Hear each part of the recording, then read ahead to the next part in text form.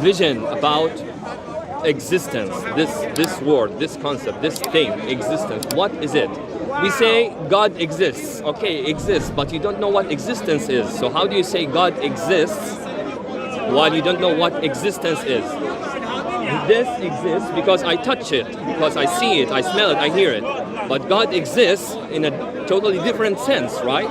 So you must have a general definition or a general understanding of what existence is before you say God exists and God created existence. So what? So in Hinduism they answer that? So in Hinduism, they agree with other religions that we cannot answer this intellectually. That's why we cannot use our mind to understand the truth of existence, and therefore we cannot use our minds to understand the truth of religion. So first, the truth. Do they believe there's no God, or they believe in a God? They don't believe, they see. They encourage or they teach that you should see what existence is, because mind doesn't help us What to about God? understand. Do they believe God? Not believe. They don't like the word believe. They like the word see God. Okay, do they see God? They see God, but if I tell it to you, that's nothing. That's meaningless. You should see it for yourself. So when they say see God, is God Brahma or? yes, they have many names and many details.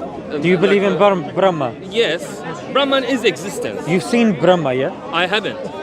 You don't believe in Brahma? I don't believe. I'm on a spiritual way. Like okay. Once you start understanding intellectually, you start an intellectual, spiritual way, sadhana. They call it sadhana, spiritual way. What do they call it? Sadhana. Sadhana means spiritual way. Sadhana or Sanatana?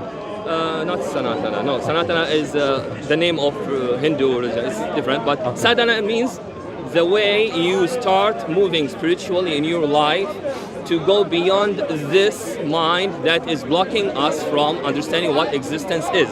Okay.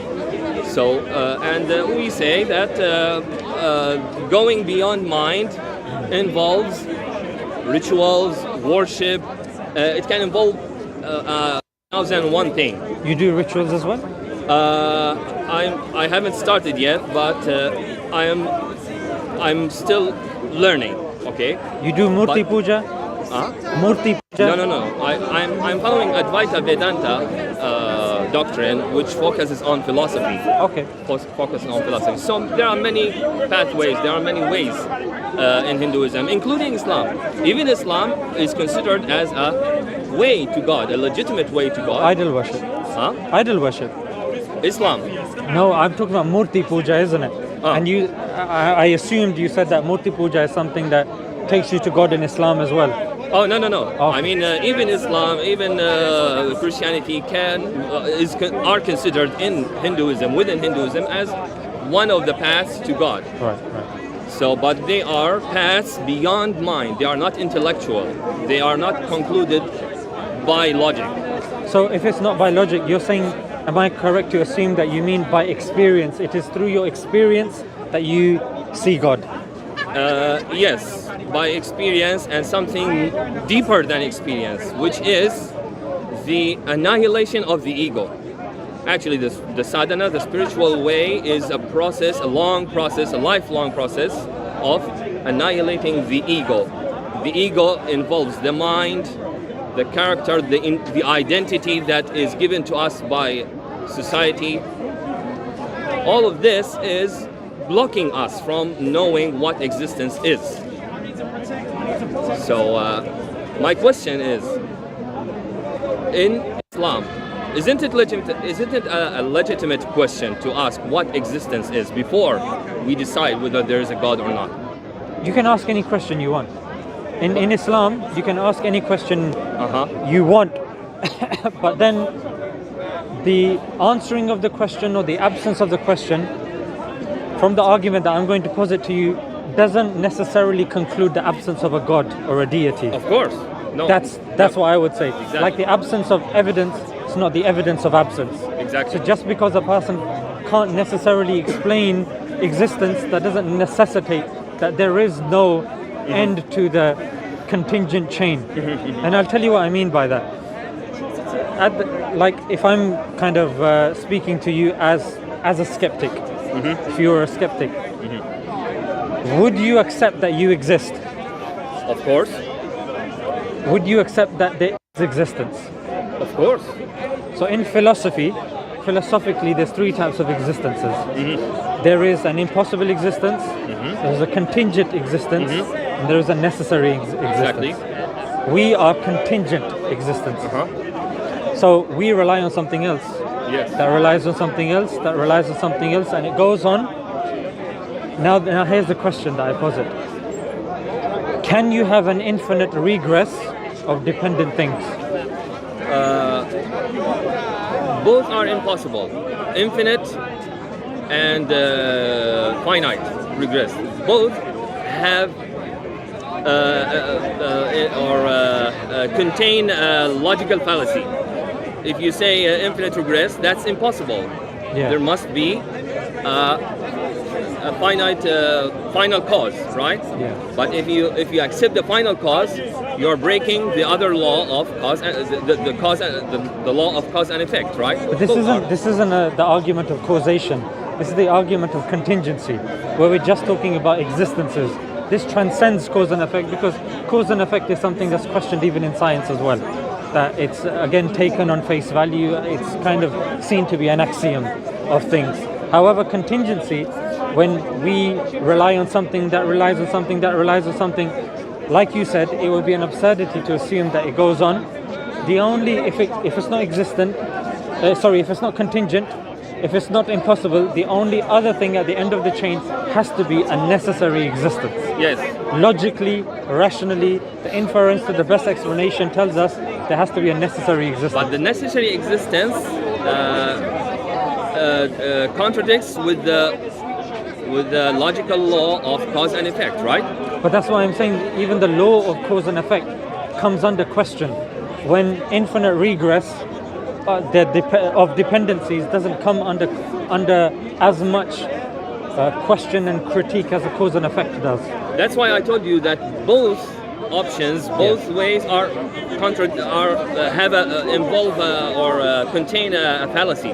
If you accept infinite regress, that's a fallacy. It's impossible.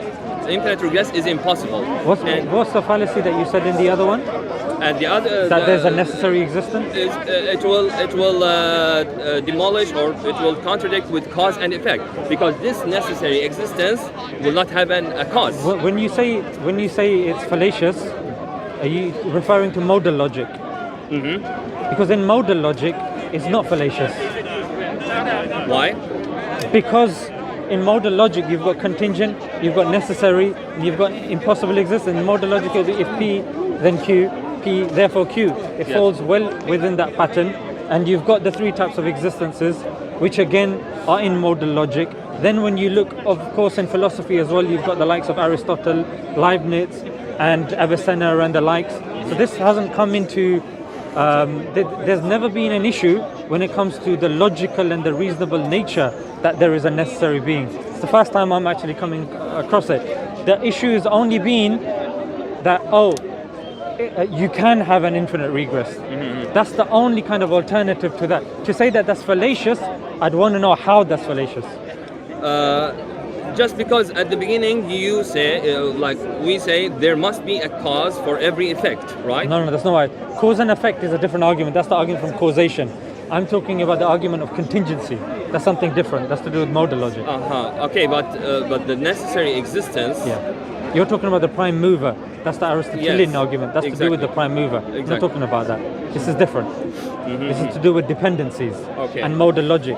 Because I already knew that certain people can have issues with that. Some people don't even believe in the Big Bang Theory. They wouldn't even believe that the universe came into being. So I undercut all of that. Because we're not physicists.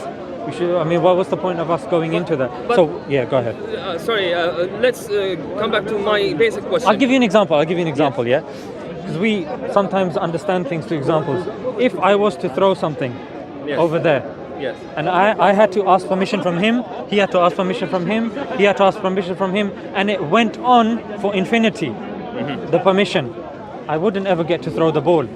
There has to be an end, somebody to say yes, then it comes back, yes, yes, yes, yes, yes. Yes. Then I throw it. Okay. So the mere fact that we exist means that there is an end to that chain. Otherwise, being contingent beings, we wouldn't exist.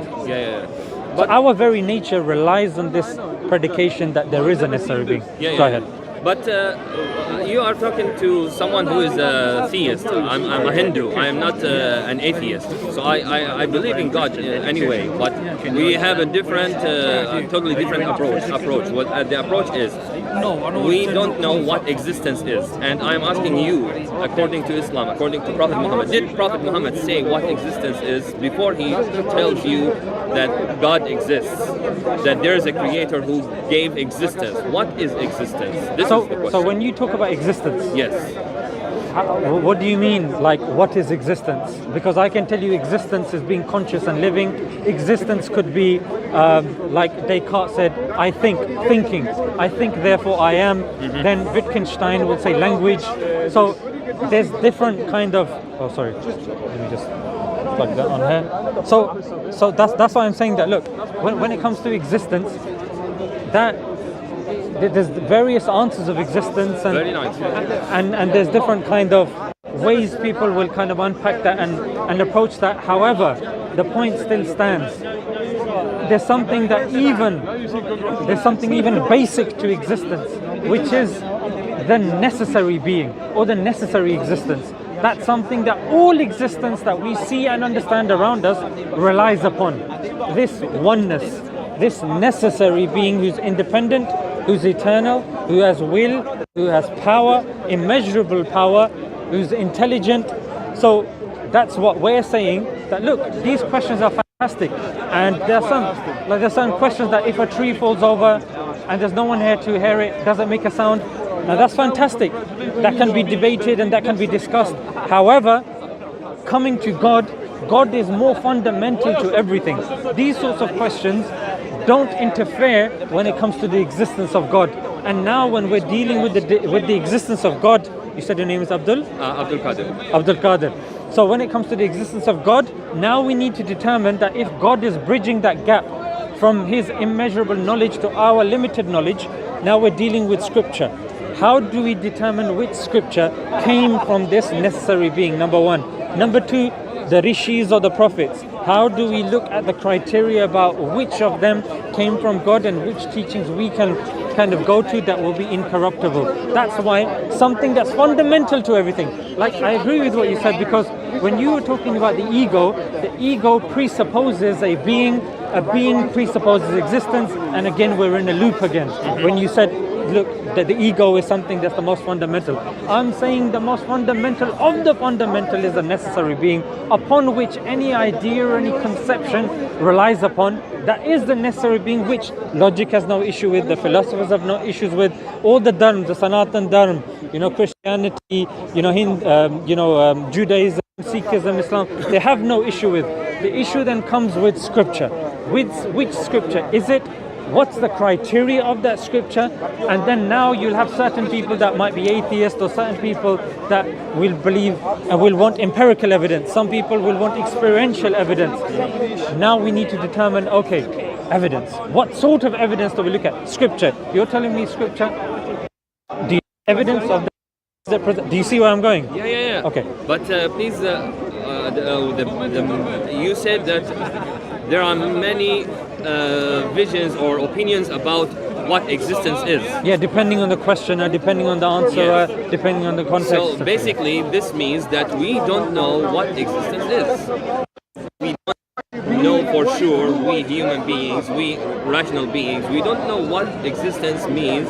And yet, many of us, like Abrahamic religions... Let me just correct that. Because like I said, as believers, we believe that the primary existence is a necessary being upon everything depends. That is the existence. Like, existence comes from God. Now, our existence now is in relation to that.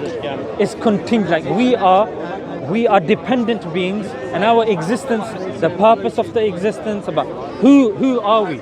We, like, you'll speak to somebody, they'll say, okay, existence. But that's a very generic term. Existence, the mere fact that I think, cogito ergo sum. I think, therefore I am. Now for you to say, look, as human beings we don't know, but a lot of people subscribe to the fact that we think. The mere fact that you are thinking is existence. Some people will say consciousness is existence. Some people will say experience is existence. All of them are correct. All of that. How can this be that all of them are correct? Because it's such a generic term, and it depends in which facet you're asking that.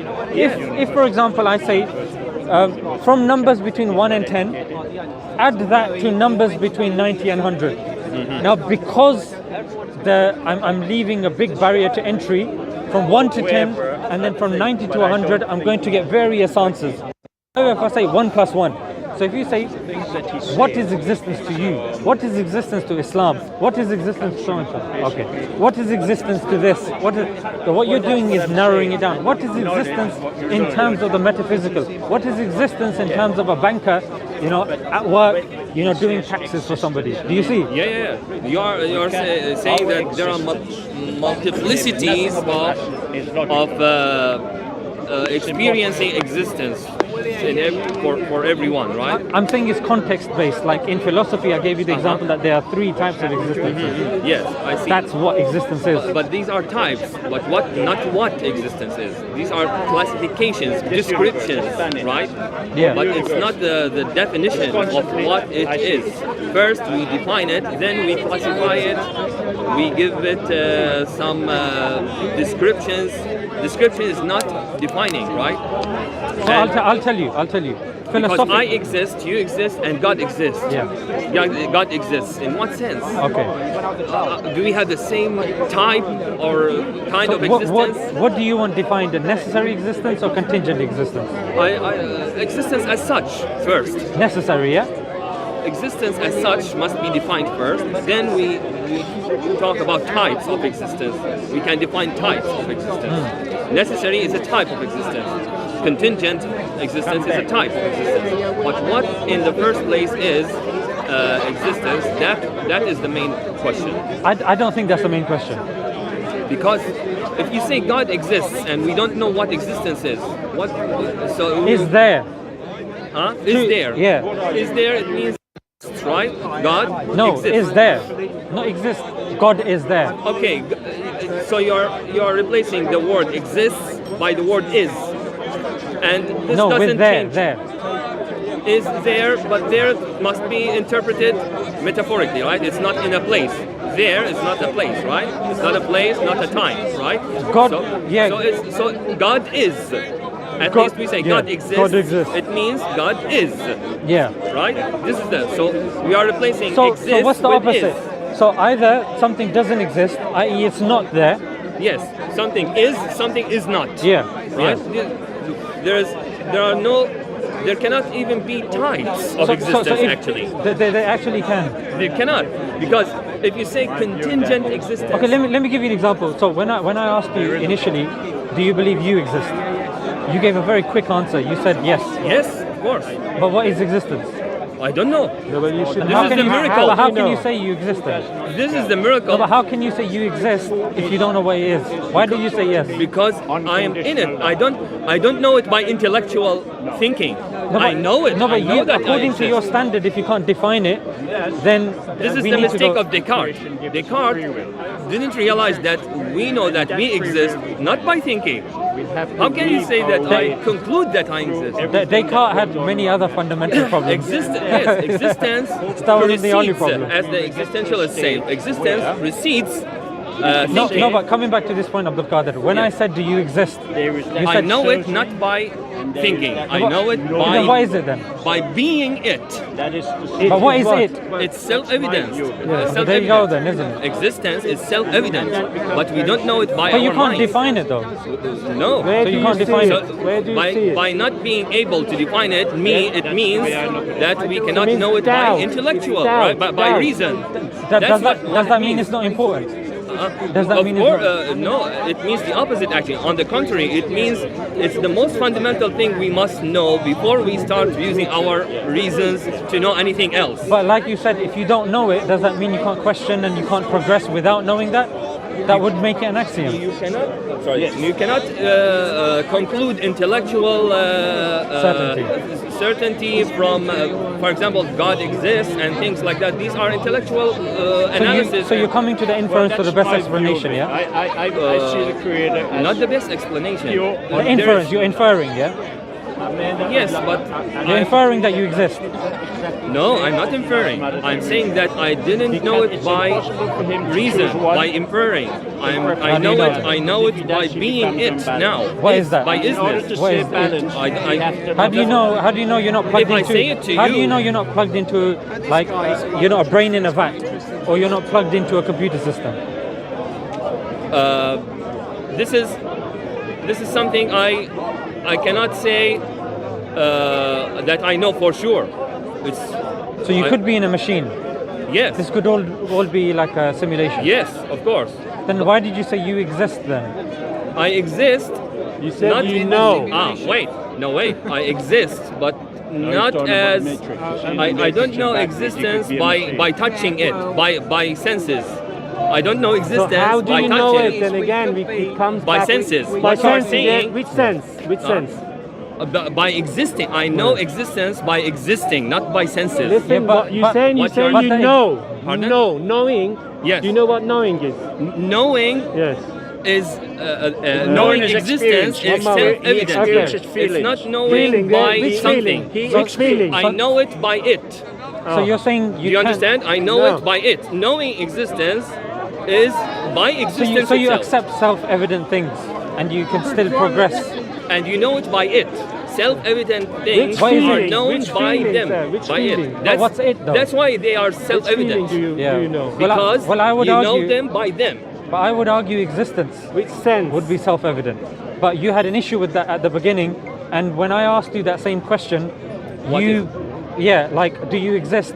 You immediately said yes, you exist, and then you said, well, I know it from my experience. But for the My experience. yeah, I you didn't say- say from my experience. I Okay. said by existing. I said by existing. Well, is that I not experience? I know that I exist by existing, But you not ju- by thinking. No, but that you can't define Or by something by touching. using the same word. It's not You say- I say, making what's sense what existence? you say. Of course. I said, what's existence? You said, I know existence by existing. That's- So if I was that's to, the only possible so way, if I actually. asked you what's flocking simplification, you say, oh, it's when I do flocking simplification. That's not you defining it. You shouldn't be using the word in the definition of that word. I said in the beginning we cannot define existence. But then why were you so quick to how say? do you then define existence? no definition. Well, what we're saying is it's an axiom, isn't it? But an he's axiom. saying, yeah, he's saying without, like you shouldn't necessarily progress the conversation. If it's an axiom, we have to first get rid of this notion about what actually existence Are you a is. scientist? Sorry? Are you a scientist? No. Have you studied science? Yes. And philosophy as well. Do you study science? You study philosophy? Yes. Tell And me- religion. And religion. Yes. So you're well versed in everything. Well, not everything. But So I had a conversation with you last time. You were very well versed, and we had a nice conversation. well, I have to tell you, I left school at 13 years of age. Oh yeah, you told me. And I that. spent 61 years in gambling clubs, so I don't have an education. 61 years? Yes, I don't have an Did education. you at least win something in those 61 years? Pardon? Did you at least win? you would have lost. No, but I'm just saying. The way having a discussion like this, we are conditioned to be logical. There is nothing about us or creation that is logical. Absolutely nothing. Doesn't matter what the physics is, and it doesn't matter what science is. Because science, if they go on for another billion years, they will never be able to explain consciousness. That's a fact. Do you know though? Because I know. That's not sufficient. Well, let me put it. Science has Yeah. been around for about 300 years now. No, but consciousness is something And they. right now- it's a new thing that they're venturing into. How can you say it's a new thing?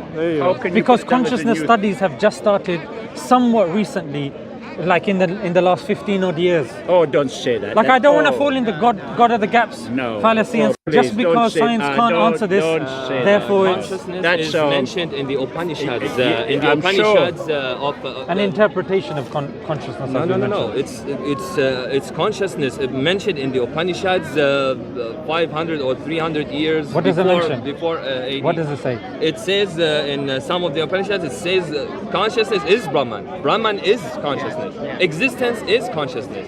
So who's Brahman? And this is miraculous actually. So if consciousness is Brahman and you're saying Brahman is, what is Brahman? Brahman is existence. And existence is consciousness. But this is, yes. This is what... There's something else I would like to ask. So he's saying existence is his God, in other words. So that was what we were saying, but we were talking in terms of philosophy. We were saying that because there are certain people that had issues with God, they said, look, but we have no issues with necessity. So we have no issue with having a necessary existence, but to define that as God, that's the issue. But you've come along saying, look, we can't necessarily go into this sort of stuff. We have to analyze what existence is. Yes. But you've come along and said existence is Brahma, but can you prove Brahman is existence? No, that's why at the beginning I tried to ask you what is existence before you tell me the types of existence. Yeah. What types of existence there are, you should first define existence in itself. For example, tell me what juice is before you tell me the types of juice you have. Not necessarily, because if somebody's asking what liquid is, part of the definition of a liquid can be densities of that liquid as well. For example, okay. You know what I mean? For example, you got orange juice, you got oil, you got water. So this is why I told you, you're asking an umbrella term. It's You something can general. talk about the intensity, but you have to define what a fluid is before you talk about in the terms of its qualities. molecular. Yeah. Yes. So the thing is that if someone's saying, oh, but that's the orange juice liquid, but that's a type of liquid. Exactly. So when I'm talking about a fundamental type of existence, philosophically is a necessary existence. Okay. And from that comes a contingent existence. I said this to you, but then you were like, no, but that's a type of existence, this and that. So do you see, like, to us, I already defined it. Even if you want to look into philosophers, there are certain philosophers that were saying, cogito etos ergo sum, which I think, therefore I am. Thinking, that's a type of, like, that is his form of existence. For example, like, let me tell you. It's not a form of Into the abyss. the way they interpret it. It's Yeah, free thinking. exactly.